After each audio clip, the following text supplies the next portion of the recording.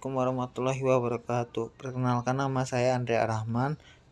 Saya akan membahas materi perpajakan. Pajak memiliki dua perspektif, yaitu perspektif ekonomi dan perspektif pajak. Pajak dari perspektif ekonomi dipahami sebagai beralihnya sumber daya dari sektor privat kepada sektor publik.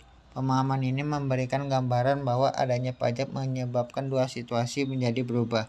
Yang pertama, berkurangnya kemampuan individu dalam menguasai sumber daya untuk kepentingan penguasaan barang dan jasa. Yang kedua, bertambahnya kemampuan keuangan negara dalam menyediakan barang dan jasa publik yang merupakan kebutuhan masyarakat.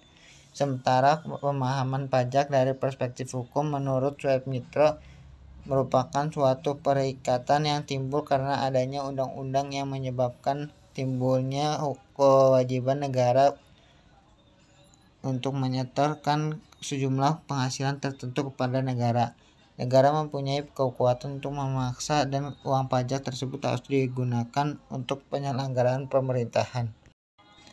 Berdasarkan pihak yang menanggung, pajak terdiri dari dua macam pajak, yaitu pajak langsung dan pajak tidak langsung. Pajak langsung adalah pajak yang pembayarannya harus ditanggung sendiri oleh wajib pajak dan tidak dapat dialihkan kepada pihak lain serta dikenakan secara berulang-ulang pada waktu-waktu tertentu. Contohnya pajak penghasilan, pajak bumi, dan pajak pembangunan. Pajak tidak langsung yaitu pajak yang pembayarannya dapat dialihkan kepada pihak lain dan hanya dikenakan kepada hal-hal tertentu atau peristiwa-peristiwa tertentu. Contohnya pajak penjualan, PPN, PPNBM, bea materai, dan cukai. Berdasarkan sifatnya, pajak terdiri dari dua macam, yaitu pajak subjektif dan pajak objektif. Pajak subjektif yaitu pengenaan pajak dengan pertama-tama memperhatikan keadaan pribadi wajib pajak atau subjeknya.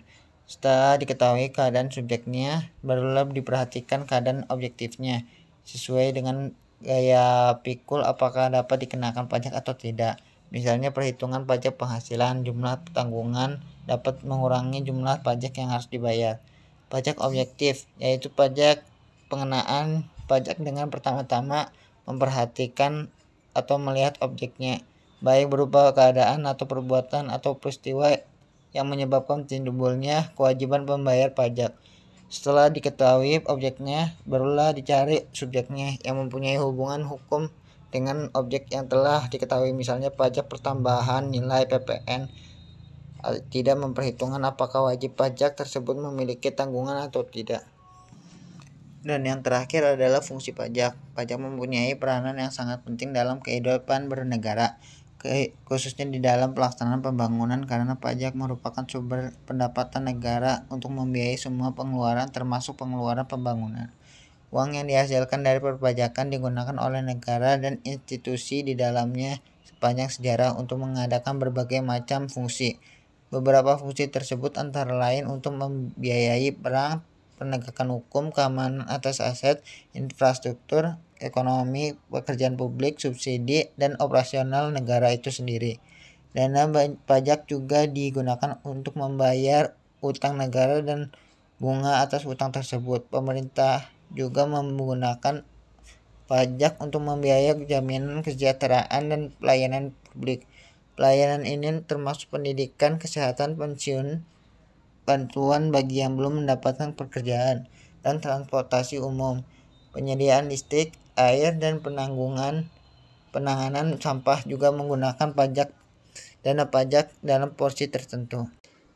Sekian dari materi ini, mohon maaf bila ada salah kata. Wassalamualaikum warahmatullahi wabarakatuh.